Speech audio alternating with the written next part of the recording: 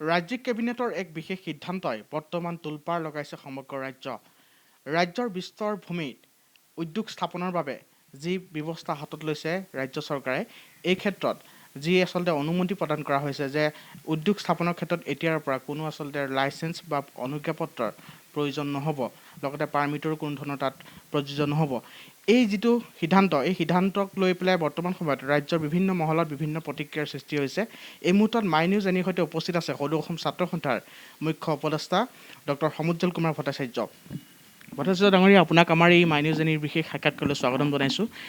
এই যিটো সিদ্ধান্ত আপুনি ইতিমধ্যে গম পাইছে যে ৰাজ্য চৰকাৰে কেবিনেটত এই বস্তুটো অনুমোদন জনাইছে, এই সিদ্ধান্তটোক লৈ পেলাই আছুৰ যি প্ৰতিক্ৰিয়া, সেই প্ৰতিক্ৰিয়া কেনেধৰণৰ হ'ব? প্ৰথম কথা চাওক, অসম চৰকাৰৰ কেবিনেটে যিটো সিদ্ধান্ত লৈছে এইটো এটা খিলঞ্জীয়া বিৰোধী সিদ্ধান্ত। কাৰণ ইয়াৰ জৰিয়তে কৃষিভূমিৰ মাটি অকৃষি কাৰ্যলৈ যাব আৰু অসমৰ খিলঞ্জীয়া মানুহৰ হাতৰ থকা ভূমিৰ অধিকাৰটো নোহোৱা হ'ব। গতিকে এই সিদ্ধান্ত অত্যন্ত খিলঞ্জীয়া বিৰোধী সিদ্ধান্ত আৰু এই সিদ্ধান্ত প্ৰত্যাহাৰ কৰিবৰ কাৰণে আমি চৰকাৰক দাবী জনাইছোঁ। আৰু চাওক, এনেকুৱা এটা সময় যিটো সময়ত আজি গুৱাহাটীত সম্পূৰ্ণ লকডাউন, আমি চবেই লকডাউনত আছোঁ আৰু আমাৰ ঘৰৰ ওচৰতে কেইবাজনৰো কৰোণা আক্ৰান্ত হৈছে। গুৱাহাটীত মহানগৰীখনত এতিয়া কৰোণাৰ আক্ৰান্তৰ পৰিৱেশ সকলোৱে জানেই। গুৱাহাটী গোটেই মেট্ৰ' জিলা বন্ধ, লকডাউন। সমগ্ৰ অসমত এতিয়া সন্ধিয়া 7 বজাৰ পৰা সান্ধ্য আইন, শনি আৰু দেওবাৰে সকলো পৌৰসভা এলেকাত লকডাউন।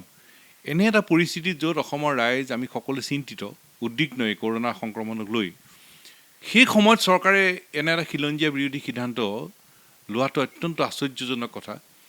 আৰু হয়তো চৰকাৰে ভাবিছে যে ৰাইজে কৰোণা সংক্ৰমণৰ লগত যুঁজি থকাৰ সময়তেই এনে কেতবোৰ খিলঞ্জীয়া বিৰোধী সিদ্ধান্ত তেওঁলোকে কঢ়িয়াই নিব পাৰিব। কিন্তু আমি চৰকাৰক স্পষ্টকৈ ক'ব খোজোঁ আজিৰ এই আলোচনাৰ জৰিয়তে যে আমি নামানো। আমি কৰোণা ভাইৰাছৰ ক'ভিড-19 সংক্ৰমণৰ বিৰুদ্ধে চৰকাৰৰ সকলোবোৰ নিয়ম নীতি, স্বাস্থ্য বিষয়ৰ সকলো পৰামৰ্শ আমি মানিম, কিন্তু চৰকাৰে লোৱা খিলঞ্জীয়া বিৰোধী সিদ্ধান্ত এটাও নামানো। স্পষ্ট কথা। কাৰণ এতিয়াতো ৰাইজে সকলো চিন্তিত এটা বিষয়তে, কৰোণা কেনেকৈনো এই সংক্ৰমণৰ পৰা ৰক্ষা কৰিব পাৰি। ৰাইজে নিজৰ জীৱন, নিজৰ পৰিয়ালৰ জীৱন, ওচৰ চুবুৰীয়াৰ জীৱন ৰক্ষা কৰিবৰ কাৰণে চৰকাৰে দিয়া সকলো নিয়ম নীতি মানি আছে, সকলো স্বাস্থ্য বিষয়ৰ চিকিৎসকৰ পৰামৰ্শ মানি আছে। তাৰ মাজত এই সময়ত চৰকাৰৰ এনে খিলঞ্জীয়া বিৰোধী সিদ্ধান্ত, এইটো মানি ল'ব পৰা কথা নহয়। আৰু সেইকাৰণে নেমানো, এই কথাটো আমি স্পষ্টই কৰিছোঁ, চৰকাৰে বাতিল কৰিব লাগিব। আৰু সেইকাৰণে আজি সদৌ অসম ছাত্ৰ সন্থাই সমগ্ৰ অসমত, ছাত্ৰ সন্থাৰ আহ্বানত সমগ্ৰ অসমত কেবিনেটৰ এই খিলঞ্জীয়া বিৰোধী সিদ্ধান্তৰ প্ৰতিলিপি আজি গোটেই অসমত দাহ কৰিছে। আৰু ছাত্ৰ সন্থাৰ সদস্যসকলে ফিজিকেল ডিষ্টেঞ্চ, যিটো ছ'চিয়েল ডিষ্টেঞ্চ, সেইটো বৰ্তাই ৰাখি মুখত মাস্ক পিন্ধি স্বাস্থ্য সম্পৰ্কীয় সকলো নিয়ম নীতি মানি প্ৰতিবাদ কৰিছে। কিন্তু গুৱাহাটী মহানগৰী, গুৱাহাটী মেট্ৰক এই কাৰ্যসূচীৰ পৰা ৰেহাই দিয়া হৈছে এই লকডাউনৰ কাৰণে। আৰু মূল বিষয়টো হ'ল জাতি মাটি ভেটি ৰক্ষাৰ কাৰণে এইখন চৰকাৰ গঠন হৈছিল। এতিয়া জাপি দি জাতি ধ্বংসৰ কাম কৰিলে। এতিয়া মাটিৰ বিষয়টো অত্যন্ত স্পৰ্শকাতৰ বিষয়। আৰু যি জাতিৰ মাটি নাই, ভেটি নাই, সেই জাতিৰ অস্তিত্ব ক'ত? গতিকে এই সম্পৰ্কত অসম চৰকাৰে হৰিশংকৰ ব্ৰহ্ম কমিটি গঠন কৰিছিল। এতিয়া হৰিশংকৰ ব্ৰহ্ম কমিটিয়ে ভূমিৰ ৰক্ষাৰ সম্পৰ্কত প্ৰতিবেদন দিলে। প্ৰতিবেদনখন কিন্তু চৰকাৰে ৰাজহুৱা কৰা নাই। কিয়? ৰাজহুৱা কৰিব লাগিছিল, ৰাইজক জানিব দিব লাগিছিল। আৰু কৈছে যে প্ৰতিবেদনৰ ভিত্তিতে তেখেতসকলে কাম কৰিছে, কিন্তু ৰাইজেওতো প্ৰতিবেদনখন জনাৰ প্ৰয়োজন আছিল। তাৰপিছত অসম চুক্তিৰ 6 নম্বৰ দফা অনুসৰি সাংবিধানিক ৰক্ষা কৱচৰ ওপৰত এখন কমিটি গঠন কৰিলে। ন্যায়াধীশ বিপ্লৱ শৰ্মা ডাঙৰীয়াৰ নেতৃত্বত কমিটি গঠন হ'ল। চুক্তি স্বাক্ষৰকাৰী হিচাপে ছাত্ৰ সন্থা আমিও তাত আছিলোঁ। আৰু তাত বিভিন্ন পৰামৰ্শাৱলীৰ লগতে অসমৰ খিলঞ্জীয়া মানুহৰ ভূমিৰ ৰক্ষাৰ, ভূমিৰ যাতে সুৰক্ষিত হৈ থাকে খিলঞ্জীয়া মানুহৰ হাতত, সেই সম্পৰ্কত নিৰ্দিষ্ট পৰামৰ্শাৱলী তাত প্ৰদান কৰা হৈছে। কিন্তু 6 নম্বৰ দফাৰ সম্পৰ্কীয় যিবোৰ পৰামৰ্শাৱলী, যিখন প্ৰতিবেদন, অসম চুক্তিৰ 6 নম্বৰ দফাৰ সম্পৰ্কত গঠিত বিশেষজ্ঞ কমিটিৰ প্ৰতিবেদন চৰকাৰৰ হাতত দিয়াৰ পিছতো এতিয়া চৰকাৰে দিল্লীক দিলে নে নাই? আচলতে দিল্লীয়ে ল'ব লাগিছিল প্ৰতিবেদন, লোৱা নাই কেন্দ্ৰীয় চৰকাৰে। এতিয়া মুখ্যমন্ত্ৰীয়ে ডাঙৰীয়ে কেন্দ্ৰীয় গৃহমন্ত্ৰীক দিলে নে নাই? প্ৰধানমন্ত্ৰীক দিলে নে নাই? নাজানো আমি কোনো। আৰু চৰকাৰীভাৱে আজিলৈকে প্ৰতিবেদনখন ৰাজহুৱা হোৱা নাই। ৰাজহুৱা কৰিলে গোটেইবোৰ কথা ওলাই গ'ল। কিয় ৰাজহুৱা নকৰে? তেওঁলোকে কৈছিল প্ৰতিবেদন দিয়াৰ লগে লগে দাড়ি কমা সহ কাৰ্যকৰী কৰিম। এতিয়াতো ভূমিৰ অধিকাৰ খৰ্ব কৰা এটা ব্যৱস্থা। তাৰমানে চলচাই কঠীয়া পাৰিছে নেকি বৰ্তমানৰ চৰকাৰে? নহয়, গোটেই কথাটো এটাৰ পিছত এটাকৈ খিলঞ্জীয়া বিৰোধী সিদ্ধান্ত লৈ আছে এইখন চৰকাৰে।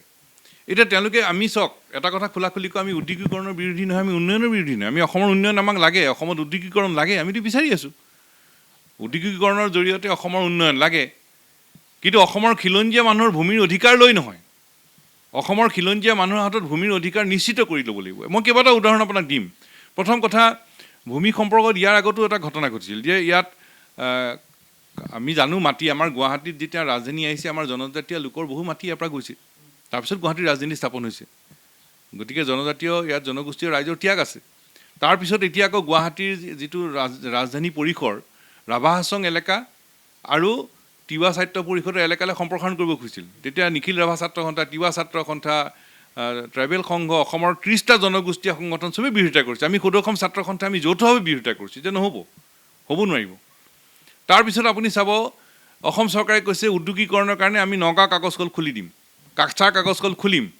ক'ত খোলা, ক'ত খুলিলে? ইয়াৰ আগতে আমাৰ চুক্তিৰ এটা দফা আছিল অশোক কাগজ কল খুলিম। তেওঁ অসমৰ আগৰ মুখ্য সচিবৰ অধ্যক্ষতাত হৈছিল আমাৰ আলোচনা। তাত সিদ্ধান্ত হৈছিল যে চুক্তিৰ এটা দফা অশোক কাগজ কল পুনৰ খোলা হ'ব। কাগজ কলটো খুলিব। কাগজ কলৰ এলেকাত প্ৰায় 2,500 বিঘা মাটি আছে, কিছু দখল হৈ আছে, দখলমুক্ত কৰিব। যিখিনি মাটি অশোক কাগজ কলৰ কাৰণে প্ৰয়োজন সেইখিনি মাটিত অশোক কাগজ কলটো খুলিব, আৰু বাকীখিনি মাটিত নতুন নতুন উদ্যোগ স্থাপন কৰিব। কাৰণ পশ্চিম প্ৰান্তত অসমৰ ক'তো উদ্যোগ নাই। গতিকে আমি বিচাৰিছিলোঁ যে অশোক কাগজ কলটো খুলি বাকী থকা মাটিখিনি নতুন নতুন উদ্যোগ কৰক। কিন্তু চৰকাৰে যিটো ঘোষণা, তাত অশোক কাগজ কল খোলাৰ কথা নাই। কিন্তু নিৰ্বাচনৰ সময়ত প্ৰধানমন্ত্ৰীয়ে হওক, অসমৰ মুখ্যমন্ত্ৰীয়ে হওক, অসমৰ যিমানবোৰ নেতা, কেন্দ্ৰীয় নেতাবিলাকে কয় অশোক কাগজ কল খুলিম, নগাঁও কাগজ কল খুলিম, কাছাৰ কাগজ কল খুলিম। ক'ত গ'ল? আকৌ মই আৰু এটা কথা কওঁ, তেওঁলোকে কৈছে MSME, তাৰমানে অতি ক্ষুদ্ৰ উদ্যোগ আৰু মজলীয়া উদ্যোগৰ MSME উদ্যোগক তেওঁলোকে উদগনি দিবৰ কাৰণে এইটো প্ৰক্ৰিয়া লোৱা বুলি কৈছে। তে আমি ক'ব খুজিছোঁ যে আপোনালোকে MSME উদ্যোগৰ কথা যে কৈ আছে, অতি ক্ষুদ্ৰ আৰু মধ্য যিটো উদ্যোগৰ কথা কৈছে, লকডাউনত এই উদ্যোগবিলাক সাংঘাতিক ধৰণৰ ক্ষতিগ্ৰস্ত হৈছে আৰু আমাৰ বহুত থলুৱা উদ্যোগী ইয়াৰ লগত জড়িত। কেন্দ্ৰীয় চৰকাৰে কৈছে আমি পেকেজ দিছোঁ। পেকেজটো ক'ত? পেকেজত কৈছে যে এই MSME যিবোৰ উদ্যোগ আমাৰ থলুৱা উদ্যোগী আছে, তেওঁলোকক বেংকৰ যিটো ঋণটো ঘূৰাই দিয়াৰ সময়টো অলপ বঢ়াই দিছে। অৰ্থাৎ লকডাউনত যিহেতু ক্ষতিগ্ৰস্ত হ'ল, কাম বন নহ'ল, গতিকে বেংকৰ ঋণটো ঘূৰাই দিবলৈ সময় বৃদ্ধি কৰিলে। কিন্তু বেংকৰ ঋণটো দেৰিকৈ ঘূৰাই দিলেতো সুতটো দিব লাগিব। লকডাউনত যিখিনি কাম নহ'ল, ক্ষতি হ'ল, তাৰ কাৰণে সুতটো দিব লাগিব। তেতিয়াহ'লে ক'ত লাভ হ'ল? গতিকে আমি কৈ আছোঁ যে MSME উদ্যোগৰ লগত জড়িত যিসকলক বেংকৰ ঋণটো ঘূৰাই দিয়াৰ সময় বৃদ্ধি কৰিছে আৰু অলপ বৃদ্ধি কৰি দিয়ক, আৰু সুতটো দিয়াৰ দায়িত্বটো অসম চৰকাৰে লওক, তেতিয়াহে সকাহ পাব। দ্বিতীয় কথাটো হ'ল যে লকডাউনৰ সময়ত উৎপাদক বন্ধ হৈ আছে, বিদ্যুৎ ব্যৱহাৰ কৰা নাই, নকৰিলেও বিদ্যুতৰ বিল লৈছে। গতিকে আমি কৈছোঁ বিদ্যুৎ যিমানখিনি ব্যৱহাৰ কৰিছে তাৰ বিলটো লওক, বাকীখিনি ৰেহাই দিয়ক, তেতিয়াহে সকাহ। মই সৰুকৈ দুটা কথা ক'লোঁ। এইবোৰ হ'ল আমাৰ উদ্যোগীসকলে সন্মুখীন হোৱা সমস্যা, আৰু বহুত সমস্যা আছে, সেইবোৰ সমাধান কৰক। আৰু আমি উন্নয়ন বিৰোধী নহয়, কিন্তু একদম এটা কথা স্পষ্ট, কৃষিৰ মাটি অকৃষি কাৰ্যত ব্যৱহাৰ হোৱাটো আমি কেতিয়াও সমৰ্থন নকৰোঁ, বিৰোধিতা কৰিম। আৰু খিলঞ্জীয়া মানুহৰ হাতত মাটিৰ অধিকাৰ থাকিব লাগিব। অসমৰ বিভিন্ন জনজাতীয়, বিভিন্ন জনগোষ্ঠীয়, সকলো খিলঞ্জীয়া মানুহৰ হাতত মাটিৰ অধিকাৰ থাকিব লাগিব। ভট্টাচাৰ্য ডাঙৰীয়া, মোৰ আৰু এটা প্ৰশ্ন আছে। বৰ্তমান অসমত যিকেইটা ৰাজহুৱা খণ্ডৰ উদ্যোগ আছে, সেই উদ্যোগকেইটা আপুনি যিকেইটা ক'লে, নগাঁও কাগজ কলেই হওক বা অশোক কাগজ কলেই হওক, এই উদ্যোগসমূহৰ অৱস্থা বৰ্তমান তথৈবচ, একেবাৰে অস্তিত্বহীন বুলি ক'ব লাগিব। কিন্তু তাৰ মাজতে ৰাজ্য চৰকাৰখন, বৰ্তমান যিখন চৰকাৰ শাসনাধীষ্ঠ চৰকাৰখন শাসনত অহাৰ পিছতেই তেওঁলোকে এডভান্টেজ আছামৰ দৰে এটা বৃহৎ প্ৰকল্প তেওঁলোকে হাতত ল'লে, য'ত বিভিন্ন উদ্যোগী পুঁজিপতি আহিছিলে ইয়াত বিনিয়োগৰ কাৰণে। সেইসমূহ কিমান কাৰ্যকৰী হ'ল বুলি ভাবে আজিৰ তাৰিখত?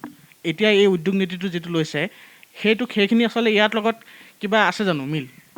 নাই চাওক, আমিতো কৈ আছোঁ যে অসমৰ উন্নতি আমি বিচাৰোঁ, ইয়াত ইনভেষ্টমেণ্ট আহক, ইয়াত আমাৰ উদ্যোগ হওক, আমাৰ থলুৱা নিবনুৱা যুৱক যুৱতীয়ে সংস্থাপন বা আৰু থলুৱা উদ্যোগী এটাত সহায় পাওক।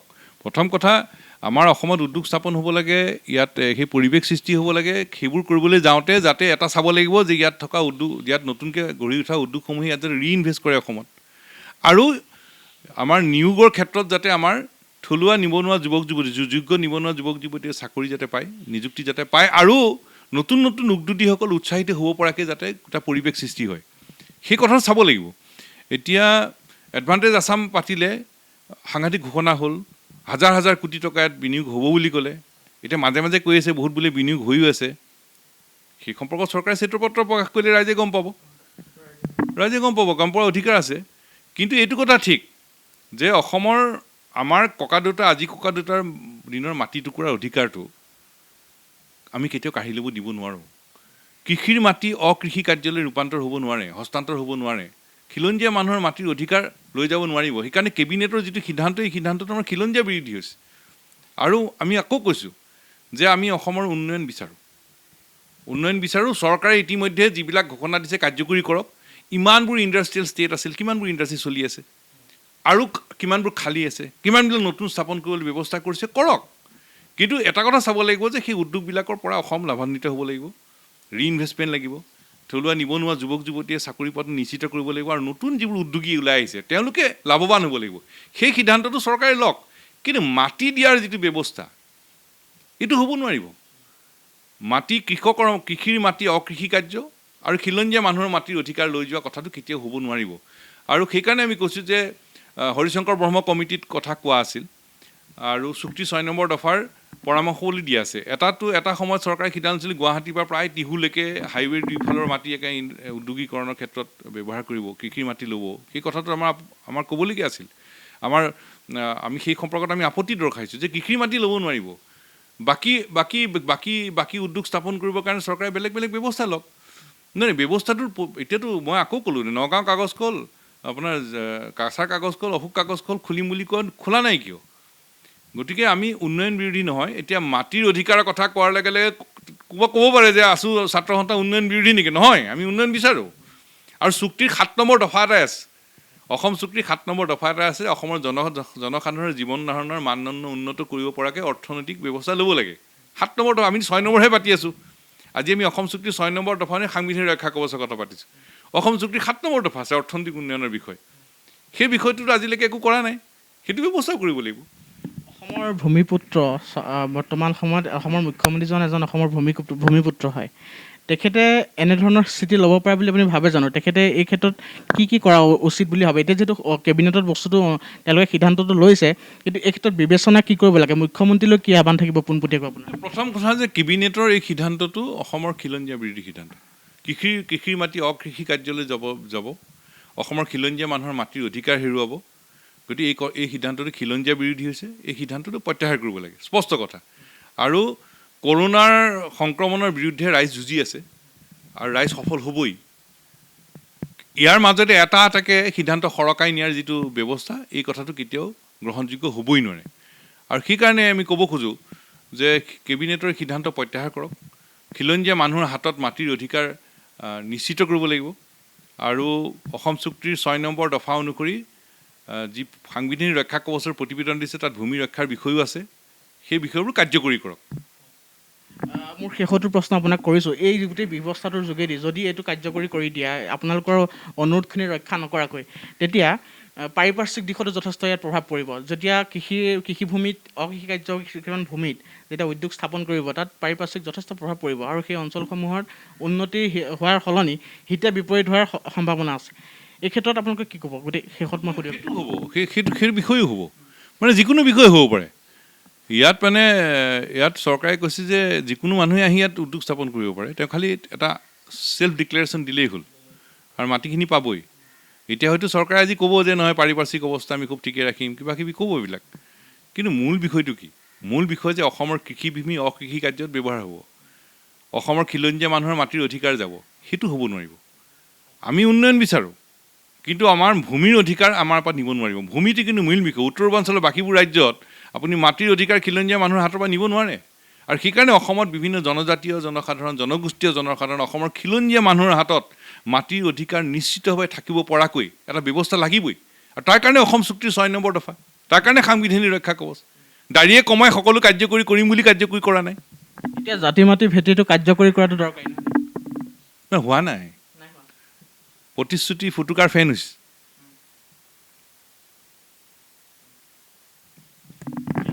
ধন্যবাদ জ্ঞাপন কৰিছোঁ সমুজ্জ্বল ভট্টাচাৰ্য। এয়া আছিলে সদৌ অসম ছাত্ৰ সন্থাৰ মুখ্য উপদেষ্টা ডক্টৰ সমুজ্জ্বল কুমাৰ ভট্টাচাৰ্য। আৰু তেখেতে ইতিমধ্যে স্পষ্ট কৰিছে যে খিলঞ্জীয়াৰ হাতৰ পৰা যি আমাৰ ভূমি আছে, সেই ভূমি কিন্তু কেতিয়াও অথলে যাবলৈ দিয়া নহ'ব। এই ক্ষেত্ৰত উচিত ইয়াৰ ব্যৱহাৰ হ'লে তেখেতলোকৰ ক'বলৈ হয়তো নাই, কিন্তু চৰকাৰে এই গোটেই বিষয়টোৰ ক্ষেত্ৰত বিবেচনা কৰাৰ প্ৰয়োজন আছে যে সেয়া তেখেতে এটা ইংগিত তেখেতে গ্ৰহণ কৰিছে। আৰু আশা কৰিছোঁ এই গোটেই সমগ্ৰ বিষয়টো যিটো বৰ্তমান বিতৰ্কৰ মাজলৈ গৈ আছে লাহে লাহে, এই বিষয়টোৰ ক্ষেত্ৰত অসমৰ মুখ্যমন্ত্ৰী হওক বা অসম চৰকাৰৰ উদ্যোগ মন্ত্ৰীগৰাকীয়ে সঠিক ৰূপত বিশ্লেষণ তথা বিবেচনা কৰিব বুলি আশা কৰি এই বিশেষ সাক্ষাৎকাৰৰ পৰা মই আছিক আহমেদৰ সৈতে মই দীপাংকৰ কলিতাই বিদায় মাগিছোঁ। নমস্কাৰ।